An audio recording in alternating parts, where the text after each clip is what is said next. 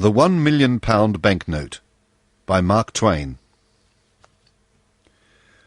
When I was 27 years old, I was a mining broker's clerk in San Francisco, and an expert in all the details of stock traffic.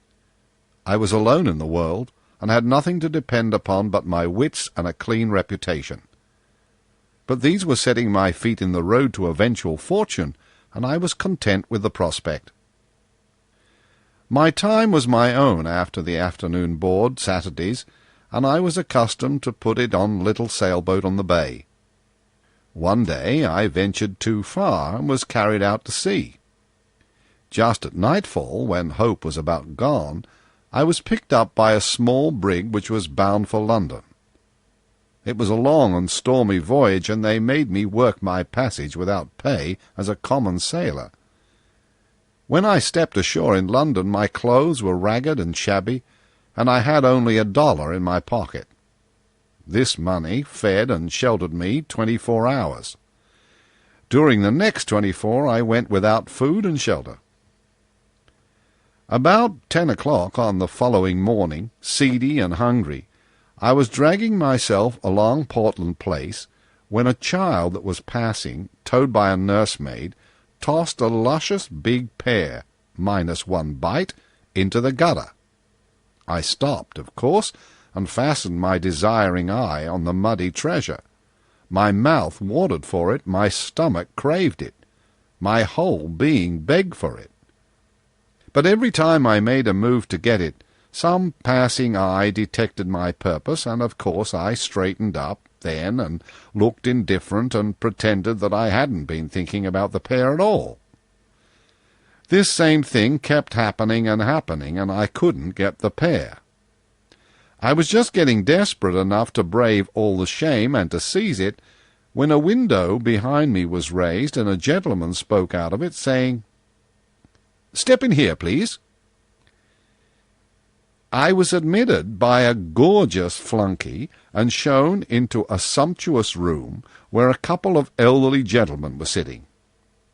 They sent away the servant and made me sit down. They had just finished their breakfast, and the sight of the remains of it almost overpowered me. I could hardly keep my wits together in the presence of that food, but as I was not asked to sample it, I had to bear my trouble as best I could. Now, something had been happening there a little before, which I did not know anything about until a good many days afterward, but I will tell you about it now. Those two old brothers had been having a pretty hot argument a couple of days before, and had ended by agreeing to decide it by a bet, which is the English way of settling everything.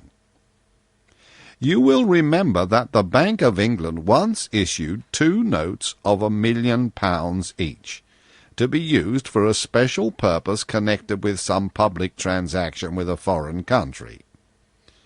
For some reason or other, only one of these had been used and cancelled.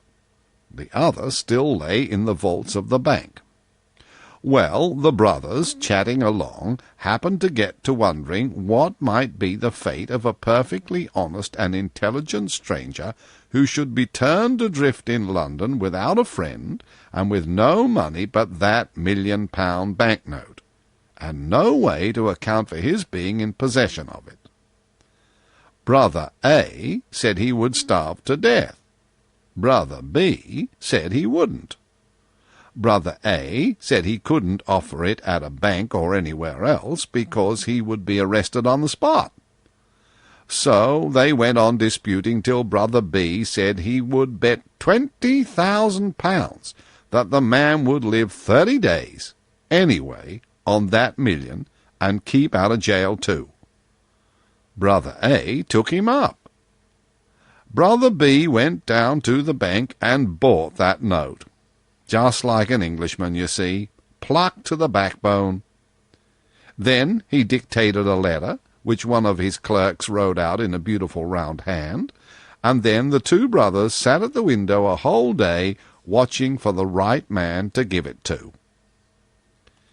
They saw many honest faces go by that were not intelligent enough, many that were intelligent but not honest enough, many that were both, but the possessors were not poor enough, or, if poor enough, were not strangers. There was always a defect, until I came along. But they agreed that I filled the bill all round. So they elected me unanimously, and there I was, now, waiting to know why I was called in. They began to ask me questions about myself, and pretty soon they had my story.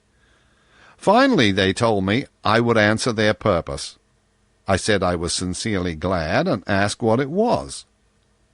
Then one of them handed me an envelope, and said I would find the explanation inside. I was going to open it, but he said no.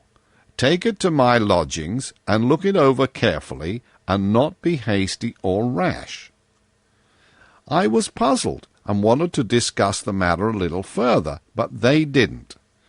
So I took my leave, feeling hurt and insulted to be made the butt of what was apparently some kind of a practical joke, and yet obliged to put up with it, not being in circumstances to resent affronts from rich and strong folk. I would have picked up the pear now and eaten it before all the world, but it was gone. So I had lost that by this unlucky business, and the thought of it did not soften my feelings toward those men. As soon as I was out of sight of that house, I opened my envelope and saw that it contained money. My opinion of those people changed, I can tell you. I lost not a moment, but shoved note and money into my vest pocket and broke for the nearest cheap eating-house. Well, how I did eat! When at last I couldn't hold any more, I took out my money and unfolded it, took one glimpse, and nearly fainted. $5 million! Why, it made my head swim. I must have sat there stunned and blinking at the note as much as a minute before I came rightly to myself again. The first thing I noticed then was the landlord. His eye was on the note, and he was petrified. He was worshipping with all his body and soul, but he looked as if he couldn't stir hand or foot. I took my cue in a moment, and did the only rational thing there was to do. I reached the note toward him and said carelessly, "Give me the change, please." Then he was restored to his normal condition, and made 1,000 apologies for not being able to break the bill, and I couldn't get him to touch it. He wanted to look at it, and keep on looking at it. He couldn't seem to get enough of it to quench the thirst of his eye, but he shrank from touching it as if it had been something too sacred for poor common clay to handle. I said, "I am sorry if it is an inconvenience, but I must insist. Please change it. I haven't anything else." But he said that wasn't any matter. He was quite willing to let the trifle stand over till another time. I said I might not be in his neighbourhood again for a good while, but he said it was of no consequence, he could wait, and moreover, I could have anything I wanted, any time I chose, and let the account run as long as I pleased. He said he hoped he wasn't afraid to trust as rich a gentleman as I was, merely because I was of a merry disposition, and chose to play larks on the public in the matter of dress. By this time another customer was entering, and the landlord hinted to me to put the monster out of sight. Then he bowed me all the way to the door, and I started straight for that house and those brothers, to correct the mistake which had been made before the police should hunt me up and help me do it. I was pretty nervous, in fact, pretty badly frightened, though of course I was no way in fault. But I knew men well enough to know that when they find they've given a tramp a £1,000,000 bill when they thought it was a £1, they are in a frantic rage against him instead of quarrelling with their own near-sightedness as they ought. As I approached the house, my excitement began to abate, for all was quiet there, which made me feel pretty sure the blunder was not discovered yet. I rang. The same servant appeared. I asked for those gentlemen. "They are gone." This in the lofty, cold way of that fellow's tribe. "Gone? Gone where?" "On a journey." "Whereabouts?" "To the continent, I think." "The continent?" "Yes, sir." "Which way? By what route?" "I can't say, sir." "When will they be back?" "In a month, they said." "A month? Oh, this is awful. Give me some sort of idea of how to get a word to them. It's of the last importance." "I can't, indeed. I've no idea where they've gone, sir." "Then I must see some member of the family." "Family's away too. Been abroad months. In Egypt and India, I think." "Ma'am, there's been an immense mistake made. They'll be back before night. Will you tell them I've been here, and that I will keep coming till it's all made right, and they needn't be afraid?" "I'll tell them if they come back, but I am not expecting them. They said you would be here in an hour to make inquiries, but I must tell you it's all right. They'll be here on time and expect you." So I had to give it up and go away. What a riddle it all was. I was like to lose my mind. They would be here on time. What could that mean? Oh, the letter would explain, maybe. I had forgotten the letter. I got it out and read it. This is what it said. "You are an intelligent and honest man, as one may see by your face. We conceive you to be poor and a stranger. Enclosed you will find a sum of money. It is lent to you for 30 days without interest. Report at this house at the end of that time. I have a bet on you. If I win it, you shall have any situation that is in my gift, any, that is, that you shall be able to prove yourself familiar with and competent to fill." No signature, no address, no date. Well, here was a coil to be in. You are posted on what had preceded all this, but I was not. It was just a deep, dark puzzle to me. I hadn't the least idea what the game was, nor whether harm was meant me or a kindness. I went into a park and sat down to try to think it out and to consider what I had best do. File 2.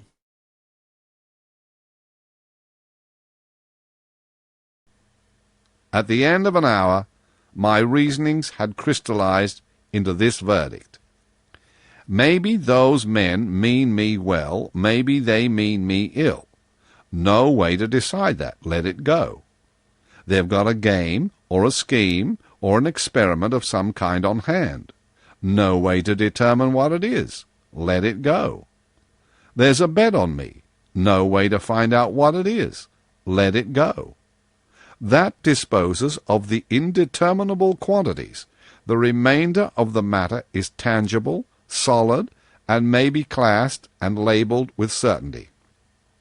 If I ask the Bank of England to place this bill to the credit of the man it belongs to, they'll do it, for they know him, although I don't. But they will ask me how I came in possession of it, and if I tell the truth, they'll put me in the asylum, naturally, and a lie will land me in jail. The same result would follow if I tried to bank the bill anywhere or to borrow money on it. I have got to carry this immense burden around till those men come back, whether I want to or not. It is useless to me, as useless as a handful of ashes, and yet I must take care of it and watch over it while I beg my living. I couldn't give it away if I should try, for neither honest citizen nor highwayman would accept it or meddle with it for anything. Those brothers are safe. Even if I lose their bill or burn it, they are still safe because they can stop payment and the bank will make them whole. But meantime, I've got to do a month's suffering without wages or profit, unless I help win that bet, whatever it may be, and get that situation that I am promised. I should like to get that. Men of their sort have situations in their gift that are worth having. I got to thinking a good deal about that situation. My hopes began to rise high. Without doubt the salary would be large. It would begin in a month. After that I should be all right. Pretty soon I was feeling first rate. By this time I was tramping the streets again. The sight of a tailor shop gave me a sharp longing to shed my rags, and to clothe myself decently once more. Could I afford it? No! I had nothing in the world but £1,000,000. So I forced myself to go on by. But soon I was drifting back again. The temptation persecuted me cruelly. I must have passed that shop back and forth 6 times during that manful struggle. At last I gave in. I had to. I asked if they had a misfit suit that had been thrown on their hands. The fellow I spoke to nodded his head towards another fellow and gave me no answer. I went to the indicated fellow, and he indicated another fellow with his head and no words. I went to him, and he said, "Tend to you presently." I waited till he was done with what he was at, then he took me into a back room and overhauled a pile of rejected suits and selected the rattiest one for me. I put it on. It didn't fit, and wasn't in any way attractive. But it was new, and I was anxious to have it, so I didn't find any fault, but said with some diffidence, "It would be an accommodation to me if you could wait some days for the money. I haven't any small change about me." The fellow worked up a most sarcastic expression of countenance, and said, "Oh, you haven't? Well, of course I didn't expect it. I'd only expect gentlemen like you to carry large change." I was nettled, and said, "My friend, you shouldn't judge a stranger always by the clothes he wears. I am quite able to pay for this suit. I simply didn't wish to put you to the trouble of changing a large note." He modified his style a little at that, and said, though still with something of an air, "I didn't mean any particular harm, but as long as rebukes are going, I might say it wasn't quite your affair to jump to the conclusion that we couldn't change any note that you might happen to be carrying around.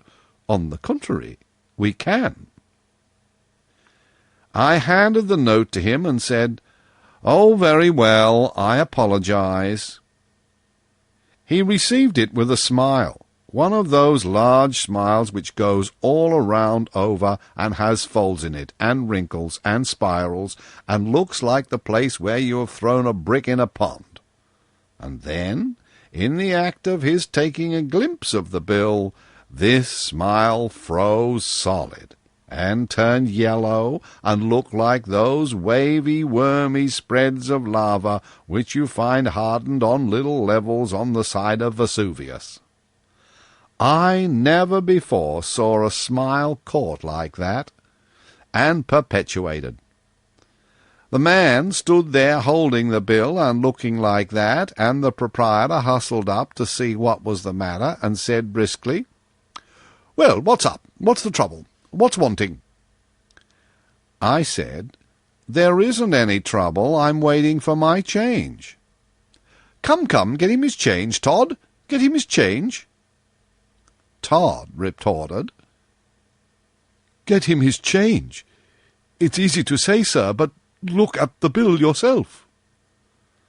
The proprietor took a look, gave a low, eloquent whistle, then made a dive for the pile of rejected clothing, and began to snatch it this way and that, talking all the time excitedly as if to himself. Sell an eccentric millionaire such an unspeakable suit as that? Todd's a fool, a born fool, always doing something like this. Drives every millionaire away from the place, because he can't tell a millionaire from a tramp, and never could. Ah, here's the thing I'm after. Please get those things off, sir, and throw them in the fire. Do me the favour to put on this shirt and this suit. It's just the thing, the very thing. Plain, rich, modest, and just ducally nobby. Made to order for a foreign prince. You may know him, sir. His Serene Highness the Hospodar of Halifax had to leave it with us and take a mourning suit because his mother was going to die, which she didn't. But that's all right. We can't always have the things the way we... that is, the way they... There. Trousers all right? They fit you to a charm, sir. Now the waistcoat. Aha, right again. Now the coat. Lord, look at that. Now, perfect. The whole thing. I never saw such a triumph in all my experience. I expressed my satisfaction. Quite right, sir, quite right. It'll do for a makeshift, I'm bound to say. But wait till you see what we'll get up for you on your own measure. Come, Todd, book and pen, get at it. Length of leg, 32 inches. And so on. Before I could get in a word, he had measured me and was giving orders for dress suits, morning suits, shirts, and all sorts of things. When I got a chance, I said, "But, my dear sir, I can't give these orders unless you can wait indefinitely or change the bill." Indefinitely! It's a weak word, sir, a weak word. Eternally, that's the word, sir. Todd, rush these things through and send them to the gentleman's address without any waste of time. Let the minor customers wait. Set down the gentleman's address and... I'm changing my quarters. I will drop in and leave the new address. Quite right, sir, quite right. One moment, let me show you out, sir. There. Good day, sir. Good day. Well, don't you see what was bound to happen? I drifted naturally into buying whatever I wanted and asking for change. Within a week I was sumptuously equipped with all needful comforts and luxuries, and was housed in an expensive private hotel in Hanover Square. I took my dinners there, but for breakfast I stuck by Harris's humble feeding-house, where I had got my first meal on my £1,000,000 bill. I was the making of Harris. The fact had gone all abroad that the foreign crank who carried £1,000,000 bills in his vest pocket was the patron saint of the place. That was enough. From being a poor, struggling little hand-to-mouth enterprise, it had become celebrated and overcrowded with customers. Harris was so grateful that he forced loans upon me and would not be denied. And so, pauper as I was, I had money to spend and was living like the rich and the great. I judged that there was going to be a crash by and by, but I was in now and must swim across or drown. You see, there was just that element of impending disaster to give a serious side, a sober side, to a state of things which would otherwise have been purely ridiculous. In the night, in the dark, the tragedy part was always to the front, and always warning, always threatening. And so I moaned and tossed, and sleep was hard to find. But in the cheerful daylight the tragedy element faded out and disappeared, and I walked on air, and was happy to giddiness, to intoxication, you may say. And it was natural, for I had become one of the notorieties of the metropolis of the world, and it turned my head not just a little, but a good deal. You could not take up a newspaper, English, Scotch, or Irish, without finding in it one or more references to the vest-pocket £1,000,000 and his latest doings and sayings. At first, in these mentions, I was at the bottom of the personal gossip column. Next, I was listed above the knights. Next, above the baronets. Next, above the barons, and so on, and so on, climbing steadily as my notoriety augmented, until I reached the highest altitude possible, and there I remained, taking precedence of all dukes not royal, and of all ecclesiastics except the primate of all England. But mind, this was not fame. As yet I had achieved only notoriety. Then came the climaxing stroke, the accolade, so to speak, which in a single instant transmuted the perishable dross of notoriety into the enduring gold of fame. Punch caricatured me. Yes, I was a made man now. My place was established. I might be joked about still, but reverently, not hilariously, not rudely.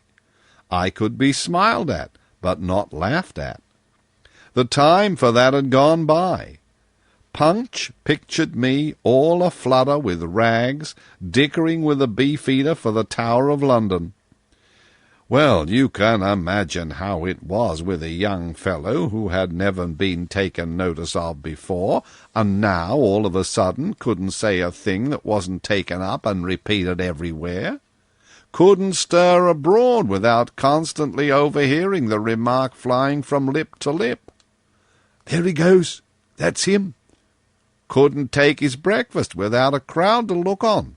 Couldn't appear in an opera box without concentrating there the fire of 1,000 lorgnettes. Why, I just swam in glory all day long. That is the amount of it. You know, I even kept my old suit of rags, and every now and then appeared in them, so as to have the old pleasure of buying trifles and being insulted, and then shooting the scoffer dead with the £1,000,000 bill. But I couldn't keep that up. The illustrated papers made the outfit so familiar that when I went out in it I was at once recognized and followed by a crowd, and if I attempted to purchase, the man would offer me his whole shop on credit before I could pull my note to him. File 3.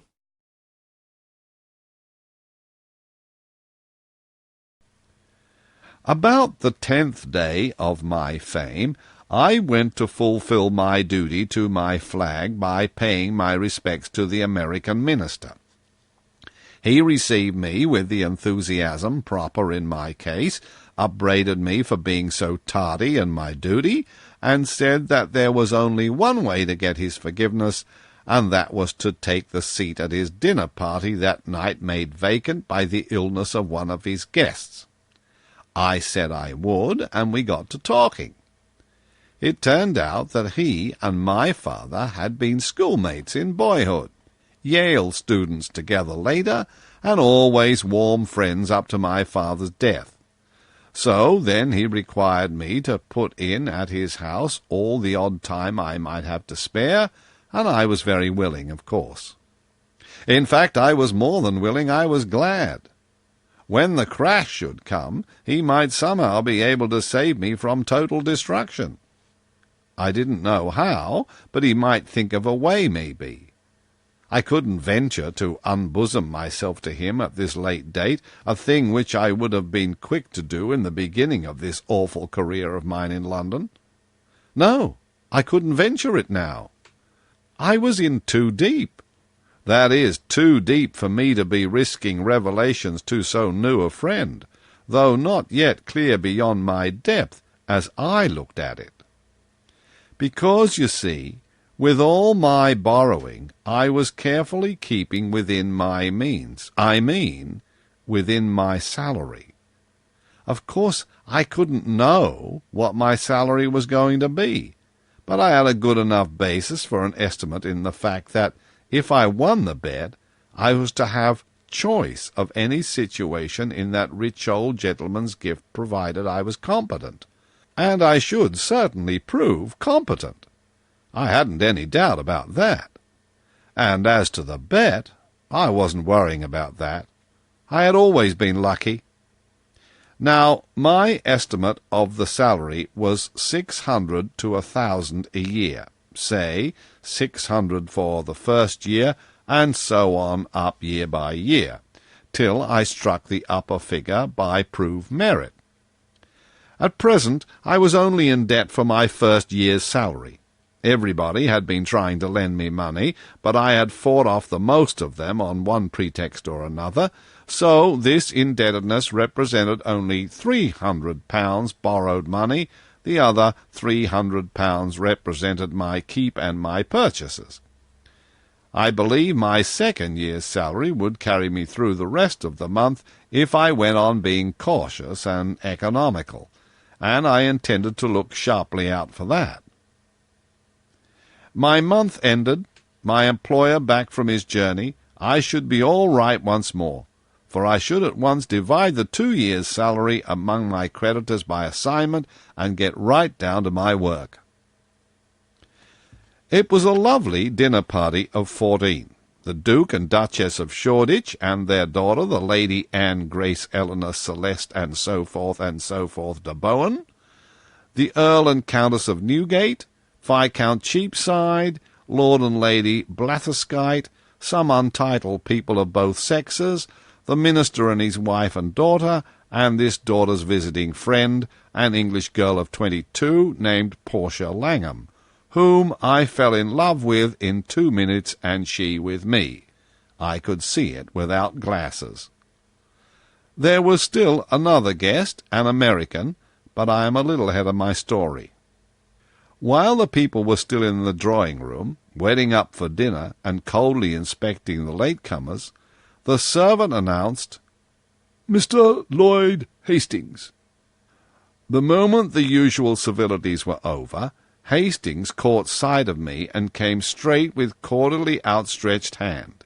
Then, stopping short when about to shake, and said with an embarrassed look, "I beg your pardon, sir. I thought I knew you." "Why, you do know me, old fellow." "No. Are you the vest-pocket monster?" "I am indeed. Don't be afraid to call me by my nickname. I'm used to it." Well, this is a surprise. Once or twice I've seen your name coupled with a nickname, but it never occurred to me that you could be the Henry Adams referred to. Why, it isn't 6 months since you were clerking for Blake Hopkins in Frisco on a salary, and sitting up nights on an extra allowance, helping me arrange and verify the Gould and Curry extension papers and statistics.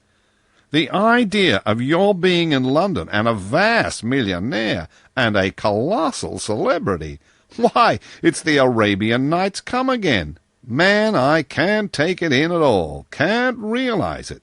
Give me time to settle in the whirl of my head. The fact is, Lloyd, you are no worse off than I am. I can't realize it myself. Dear me, it is stunning now, isn't it? Why, it's just 3 months today since we went to the Miners' Restaurant. No, the What Cheer. Right, it was the What Cheer. Went there at 2 in the morning and had a chop and coffee after a hard 6 hours grind after those extension papers. And I tried to persuade you to come to London with me, and offered to get leave of absence for you and pay all your expenses, and give you something over if I succeeded in making the sale. And you would not listen to me, said I wouldn't succeed, and you couldn't afford to lose the run of business and be no end of time getting the hang of things again when you got back home. And yet here you are. How odd it all is. How did you happen to come, and whatever did give you this incredible start?" "Oh, just an accident. It's a long story. A romance, a body may say. I'll tell you all about it, but not now." "When?" The end of the month." "That's more than a fortnight yet. It's too much of a strain on a person's curiosity. Make it a week." "I can't. You'll know why by and by. But how's the trade getting along?" His cheerfulness vanished like a breath, and he said with a sigh, "You were a true prophet, Hal, a true prophet. I wish I hadn't come. I don't want to talk about it." "But you must. You must come and stop with me tonight when we leave here and tell me all about it." "Oh, may I? Are you in earnest?" And the water showed in his eyes. "Yes, I want to hear the whole story, every word." "I'm so grateful, just to find a human interest once more, in some voice and in some eye, in me and affairs of mine, after what I've been through here. Lord, I could go down on my knees for it." He gripped my hand hard and braced up and was all right and lively after that for the dinner, which didn't come off. No, the usual thing happened, the thing that is always happening under that vicious and aggravating English system. The matter of precedence couldn't be settled, and so there was no dinner. Englishmen always eat dinner before they go out to dinner, because they know the risks they are running, and nobody ever warns the stranger. And so he walks placidly into the trap. Of course nobody was hurt this time, because we had all been to dinner, none of us being novices except Hastings, and he having been informed by the minister at the time that he invited him that in deference to the English custom he had not provided any dinner. Everybody took a lady and processed down to the dining-room, because it is usual to go through the motions, but there the dispute began. The Duke of Shoreditch wanted to take precedence and sit at the head of the table, holding that he outranked a minister who represented merely a nation and not a monarch. But I stood for my rights and refused to yield. In the gossip column I ranked all dukes not royal, and said so, and claimed precedence of this one. It couldn't be settled, of course. Struggle as we might, and did, he finally, and injudiciously, trying to play birth and antiquity, and I, seeing his conqueror, and raising him with Adam, whose direct posterity I was, as shown by my name, while he was of a collateral branch, as shown by his, and by his recent Norman origin. So we all processioned back to the drawing-room again, and had a perpendicular lunch, plate of sardines and a strawberry, and you group yourself and stand up and eat it. Here the religion of precedence is not so strenuous.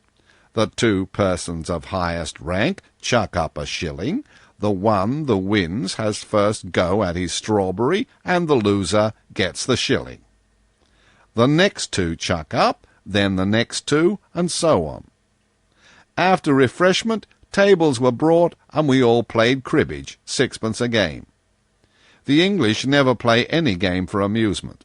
If they can't make something or lose something, they don't care which, they won't play.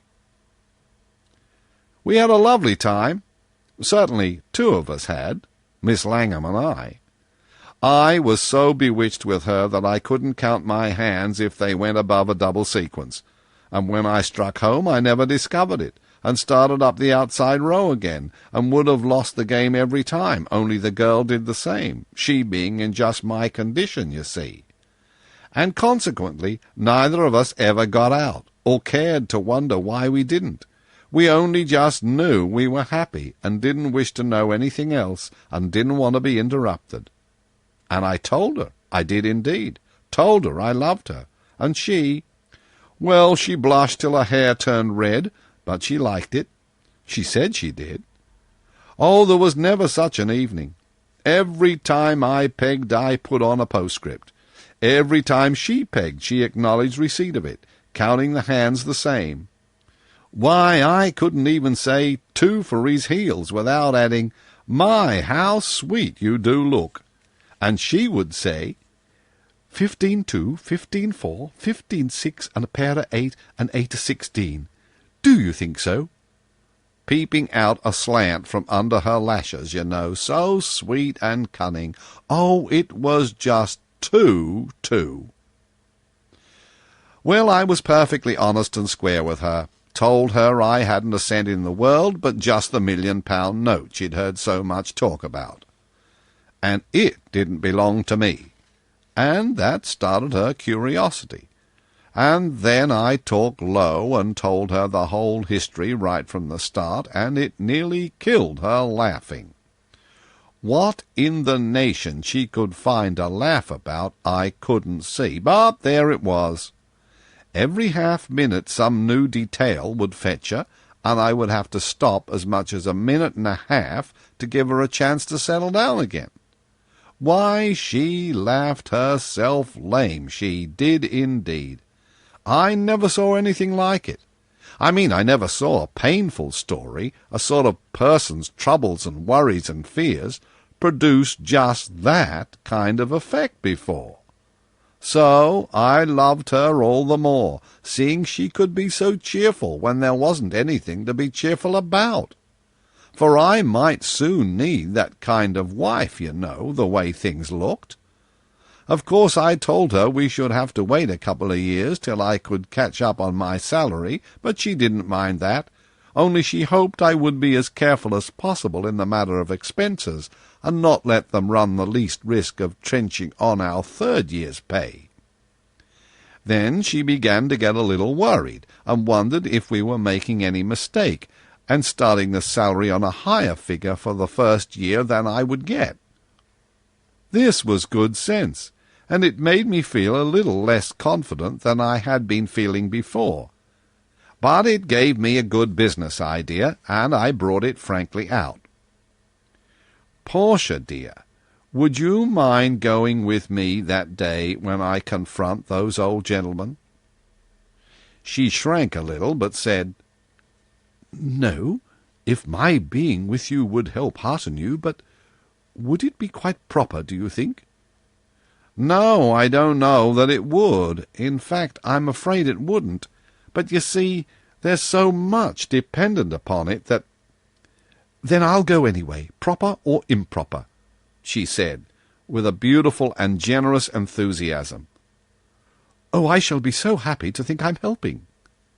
"Helping, dear? Why, you'll be doing it all. You're so beautiful and lovely and so winning that with you there I can pile our salary up until I break those good old fellows, and they'll never have the heart to struggle."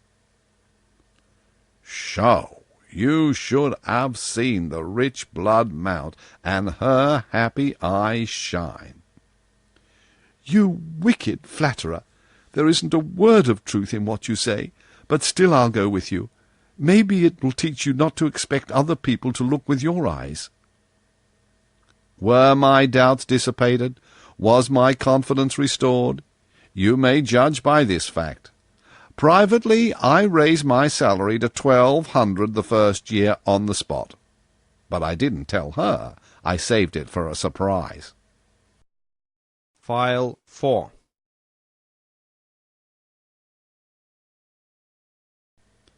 All the way home I was in clouds. Hastings talking, I not hearing a word. When he and I entered my parlour, he brought me to myself with his fervent appreciations of my manifold comforts and luxuries. "Let me just stand here a little and look my fill. Dear me, it is a palace. It's just a palace, and in it everything a body could desire, including cosy coal fire and supper standing ready. Henry, it doesn't merely make me realize how rich you are, it makes me realize to the bone, to the marrow, how poor I am. How poor I am, and how miserable, how defeated, routed, annihilated." Plague take it! This language gave me the cold shudders. It scared me broad awake, and made me comprehend that I was standing on a half-inch crust, with a crater underneath. I didn't know I had been dreaming. That is, I hadn't been allowing myself to know it for a while back. But now, oh dear, deep in debt, not a cent in the world, a lovely girl's happiness or woe in my hands, and nothing in front of me but a salary which might never, oh, would never, materialize. Oh, oh, oh, I am ruined past hope. Nothing can save me. Henry, the mere unconsidered drippings of your daily income would—" "Oh, my daily income! Here, down with this hot Scotch, and cheer up your soul. Here's with you. Or, no, you're hungry. Sit down and—" "Not a bite for me. I'm past it. I can't eat these days, but I'll drink with you till I drop. Come."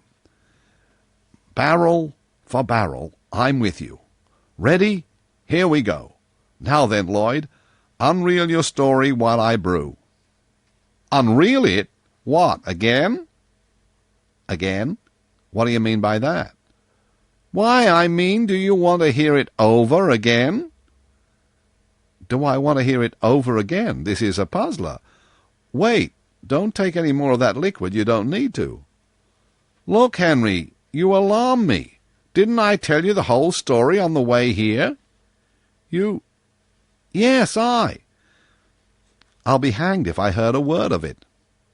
Henry, this is a serious thing. It troubles me. What did you take up yonder at the minister's? Then it all flashed on me, and I owned up like a man. I took the dearest girl in the world, prisoner. So then he came with a rush, and we shook and shook and shook till our hands ached, and he didn't blame me for not having heard a word of a story which had lasted while we walked 3 miles. He just sat down then, like the patient good fellow he was, and told it all over again. Synopsized, it amounted to this. He had come to England with what he thought was a grand opportunity. He had an option to sell the Gould and Curry extension for the locators of it, and keep all he could get over $1 million. He had worked hard, had pulled every wire he knew of, had left no honest expedient untried, had spent nearly all the money he had in the world, had not been able to get a solitary capitalist to listen to him, and his option would run out at the end of the month. In a word, he was ruined. Then he jumped up and cried out, "Henry, you can save me. You can save me, and you're the only man in the universe that can. Will you do it? Won't you do it?" "Tell me how. Speak out, my boy." "Give me $1 million and my passage home for my option. Don't refuse." I was in a kind of agony. I was right on the point of coming out with the words, "Lloyd, I'm a pauper myself, absolutely penniless and in debt." But a white-hot idea came flaming through my head, and I gripped my jaws together and calmed myself down till I was as cold as capitalist.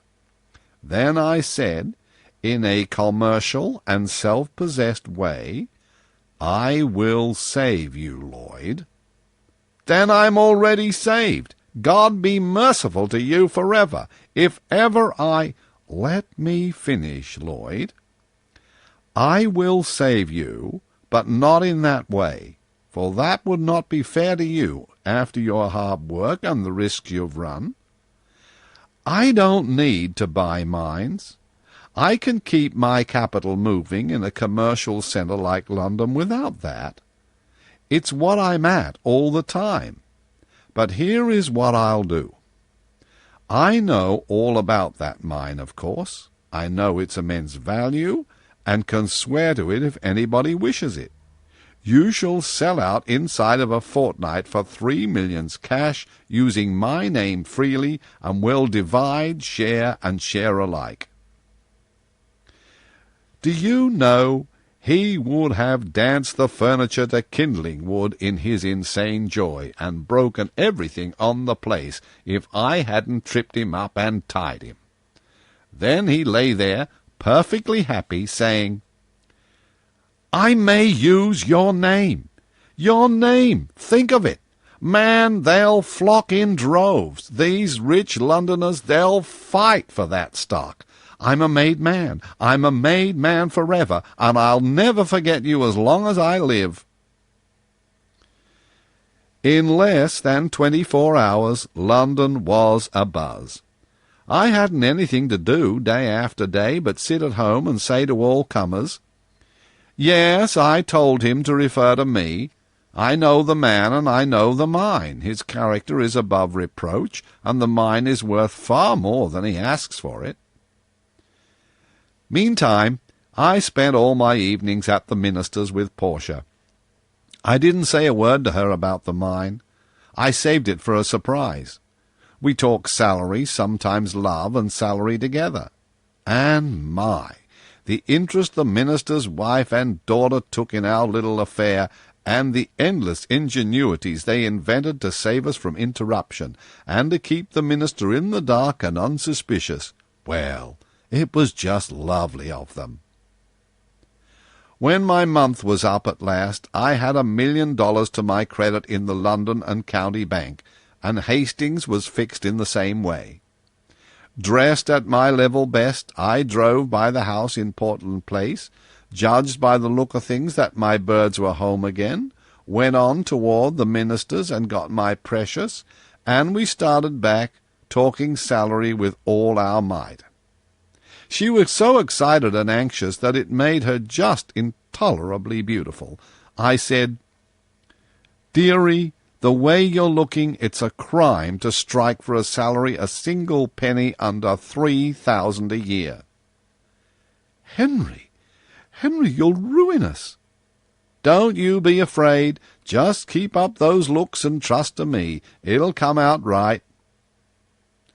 So, as it turned out, I had to keep bolstering up her courage all the way. She kept pleading with me and saying, "Oh, please remember that if we ask far too much we may get no salary at all, and then what will become of us, with no way in the world to earn our living?"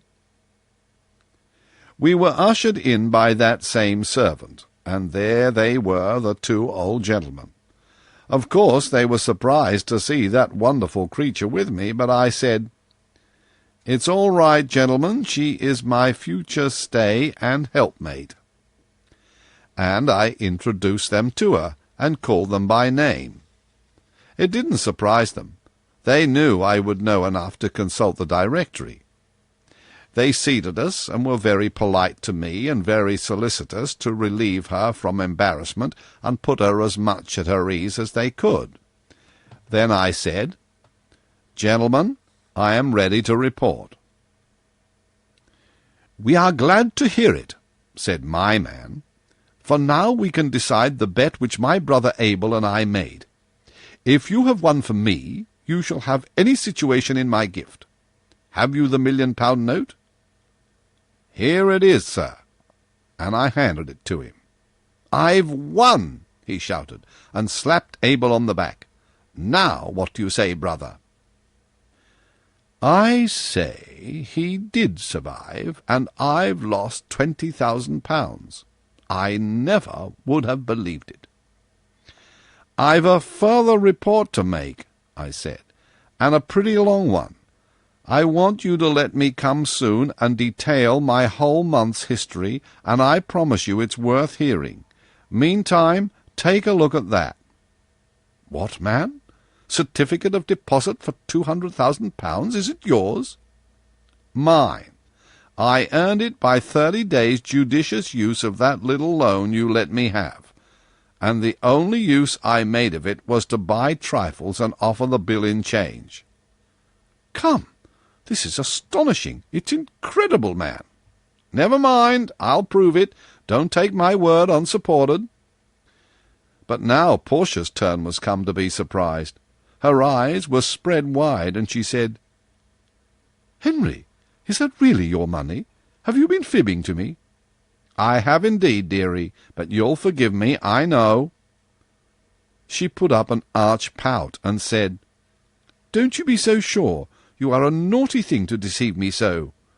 "Oh, you'll get over it, sweetheart, you'll get over it. It was only fun, you know. Come, let's be going."